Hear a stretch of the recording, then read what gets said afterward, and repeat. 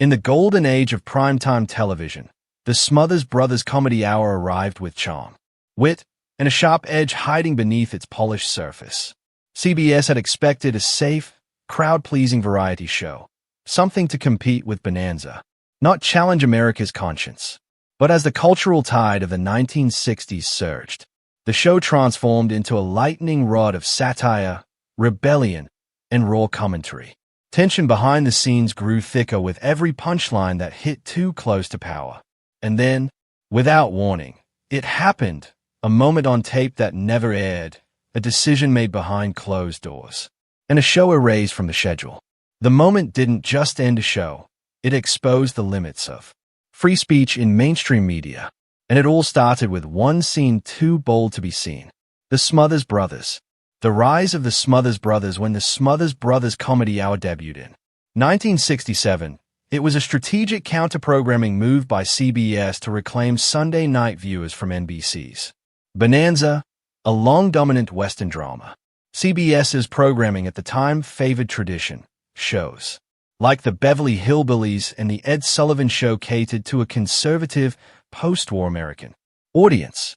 Tom and Dick Smothers, known for their clean-cut musical comedy act, seemed like a safe bet to modernize the variety format without alienating mainstream viewers.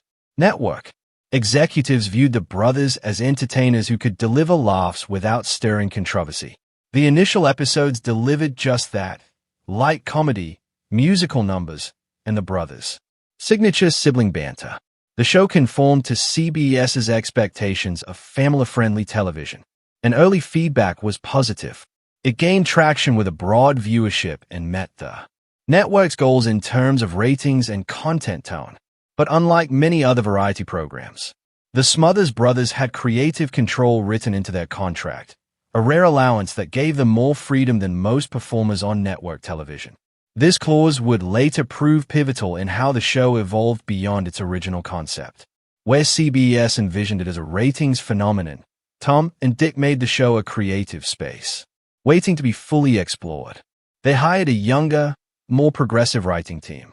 Such voices spoke with the increasingly tumultuous social seas of late 1960s life. Their very influence was saying early stylings, which transformed the energy level of the show before any explicit signs of political content were available. The show began moving away from its vaudevillian skits to more substantial, sharper, blended approaches to topical issues with ingenuity. These early structural and stylistic innovations developed into what later became a highly charged program. But at this stage, transformation was technical and tonal rather than outright ideological. By mid-1967, the Smothers Brothers comedy hour was beginning to draw a different type of audience, young viewers hungry for material relevant to the generation's culture clashes. In fact, the show's increasing popularity on college campuses and among youth culture starkly highlighted a very important turning point in network understandings of audience segments. Although taking a while to realize it, CBS was beginning to see the show as more than a time filler. It was slowly transforming into a generational redefining of television. The rise wasn't simply a ratings story. It signified an evolution of the medium itself from being passive entertainment to becoming an active reflection of a society in flux. But behind the scenes, one brother was quietly rewriting the rules of what this show, and television itself, could be. Tom's quiet transformation. Tom Smothers' quiet transformation. While CBS focused on securing Sunday night viewership, Tom Smothers was engineering a quiet revolution behind the curtain of a variety show. As a product of the 1960s counterculture, Tom was increasingly compelled to use the platform not just for entertainment but for reflection and resistance. Instead of confronting CBS head-on, he opted for a subtler approach, embedding political and social commentary in ways that initially escaped the network's scrutiny. Comedy sketches took on double meanings.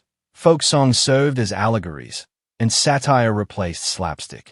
It was a deliberate, calculated evolution that began at the edges before it reached the center. Unlike typical television activism, Tom's transformation was not declarative but strategic. He pushed against the network's guardrails not with defiance, but with timing and subtlety. For example, while CBS expected the inclusion of mainstream musical guests, Tom booked figures like Pete Seeger and Joan Baez, artists known for their anti-establishment views. Their presence, while defensible on artistic grounds, introduced political undercurrents that reshaped the viewer's experience. Tom framed these choices as entertainment, not protest, allowing him to retain control while advancing a deeper message. It wasn't just what was being said, it was how and when it was delivered. The comedic voice of the show matured over time. Tom brought in a new generation of writers, like Steve Martin and Rob Reiner, who were steeped in satirical culture and had a healthy degree of skepticism toward authority. From one-liners, the material had evolved into parables, from gags into commentaries. The sketches began as mere mimicry of press conferences, political advertising, and religious sermons for the sake of laughter. As mirrors of the American power structures, Tom seldom used his screen time to frame ideas. Instead of dominating them, this direct contact and behind-the-scenes working represented his quiet transformation, really, his shaping of the show not as a star but along with strategies.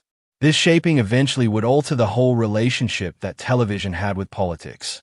Tom's gradual infusion of commentary paved the way for the show's more overtly political segments later on, such as Pat Paulson's campaign satire and David Steinberg's short sermonettes.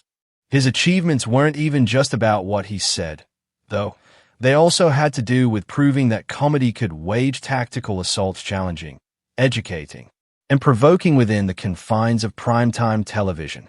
By the time CBS understood what was changing, the Smothers Brothers Comedy Hour had already become something they never intended. Much more than a variety show, but a frontline of the battle for free speech and media responsibility. Radical guests and musical performances as the Smothers Brothers Comedy Hour gained traction. It became increasingly clear that its musical guests were not chosen solely for entertainment value. They were voices of a generation demanding change. Unlike other variety shows of the time, which largely featured apolitical or sanitized acts, Tom Smothers invited artists whose music directly addressed the political and social upheavals of the 1960s. Pete Seeger's appearance was a landmark moment, blacklisted from network television since the McCarthy era. Seeger performed his anti-war ballad Waist Deep in The Big Muddy, a thinly veiled criticism of President Lyndon B. Johnson and the Vietnam War. CBS initially censored the segment, but following public outcry and Tom Smothers' persistent advocacy, the network aired it, marking one of the first overtly political songs broadcast in American primetime. The show continued to use its musical stage as a forum for cultural protest. Joan Baez, a prominent anti-war and civil rights activist, used her appearances to highlight issues beyond the typical variety show fare. In one controversial moment, she dedicated a song to her then-husband, David Harris, who had been imprisoned for resisting the draft. Although the dedication was cut from the U.S. broadcast, the performance itself drew attention to the personal cost of political conviction. Acts like Jefferson Airplane brought the aesthetics of the psychedelic movement to the mainstream, performing songs that referenced substance culture and generational disillusionment. Their music, though coded, was an unmistakable call to consciousness for young viewers. Perhaps no performance epitomized the tension between rebellion and broadcast standards more than The Who's infamous appearance. Famously riotous on stage, the band ended their performance of My Generation when they smashed their instruments, shorting out CBS sound system for the duration of the live broadcast. Although clearly part of a staged act, it represented a wider rejection of institutional norms, a metaphor appropriate for a show bent on dismantling the very conventional structures of television. Each musical performance was a cultural statement, with CBS's national platform providing the widest exposure to provoke thought, challenge authority, and voice protest movements. In the confines of CBS, the executives were becoming increasingly anxious about the musical choices of the program. What began as mild rebellion had turned into outright resistance, both lyrically and through the presence of artists themselves, many of whom had been blacklisted and banned, previously considered too controversial for network television. This left the network with no other option. As more of its affiliates in conservative markets voiced their concerns and sponsors became uncomfortable, CBS began to tighten its control over any guest bookings on the show while closely scrutinizing its musical content. Nevertheless, the Smothers Brothers and their creative team believed music would change public opinion, and that television could be more than passive entertainment. It could be an active change agent. Satire meets politics. Satire meets politics. Among the most memorable elements of the Smothers Brothers Comedy Hour was comedian Pat Paulsen's recurring role as a deadpan mock presidential candidate. Introduced during the 1968 election cycle, Paulsen's fictional campaign was designed as a parody, but it quickly became a sharp commentary on the state of American politics. Using a monotone delivery and deliberately absurd promises, Paulsen ridiculed the language of real politicians, exposing the emptiness and circular logic often found in political speeches. Lines like, "If elected, I will build more potholes to test the patience of voters," became instant classics, resonating with a generation disillusioned by political doublespeak, the Vietnam War, and governmental overreach. Paulsen's skits were deceptively simple, but their underlying critique was razor-sharp. By mimicking the rhetorical style of actual candidates, he made the flaws in their logic and the hollowness of campaign promises unmistakably clear. The character claimed to be against violence, war, and especially aggression, yet refused to offer any solutions, mirroring the political paralysis of the time. The satire reflected the broader feeling among young Americans that the political system was not only ineffective but also fundamentally disconnected from the needs and voices of everyday citizens. His fictional campaign slogan, "I've upped my standards, now up yours," became a tongue-in-cheek motto for the politically cynical. It must also be noted that the success attached to the part was because of its accessibility. Unlike direct statements on the war or musical protests, even the satire of Paulsen was couched in terms of absurdity that enabled it to evade censorship, attracting both disenchanted youths and, indeed, conservative viewers. Many viewed it as harmless fun. This said, the campaign had a wide-ranging impact. Paulsen campaign buttons and posters were distributed on college campuses, and requests for more appearances poured in. Some fans even wrote his name in on actual ballots. Though the campaign was indeed a sham, it engendered genuine discussion about the weaknesses of the American electoral system, as well as the use of humor to illuminate awkward truths. Pat Paulsen aired in the way of a parody campaign. This gag would become one of the show's most famous recurring segments and one of the earliest incarnations of political satire in television sketch comedy. It established the grounds for future programs such as Saturday Night Live and The Daily Show, in which parody of political figures became the cornerstone of cultural critique. Through the 1990s, Paulsen continued to run satirical campaigns in real elections, reminding people that laughter is an act of resistance. The character lived on as the real meaning of that legacy, a legacy that was always with the Smothers Brothers, was that, even in a tightly controlled audience of CBS. Satire nonetheless muddied the calm waters and spoke straight to the angst of a nation in crisis. Sermon controversies. David Steinberg's sermon controversies, one of the most explosive flashpoints in the Smothers Brothers Comedy Hour's history, was the inclusion of David Steinberg's irreverent sermonettes, satirical monologues that parodied religious sermons while weaving in sharp political commentary. Steinberg, a rising comedian and Second City alumnus, brought a new edge to the show's already evolving tone. Beginning in late 1968, his segments mocked the sanctity of religious authority by blending biblical stories with modern-day political situations.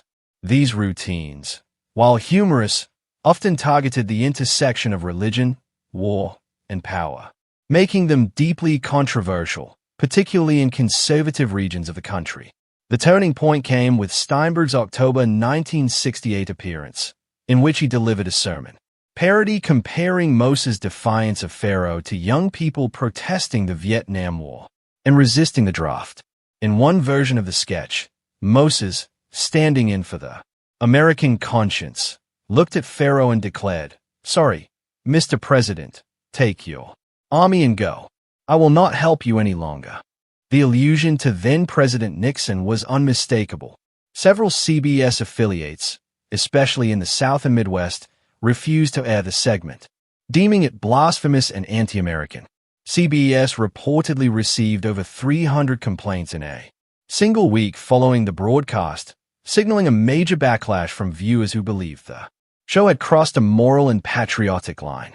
CBS executives were apprehensive about the political views expressed in the show. The sermonettes created an intensification of the infighting. The word went out that if Steinberg continued to appear on the show, that would seriously threaten the network. However, Tom Smothers ignored the edict and invited Steinberg back for a 1969 segment that would be the final straw.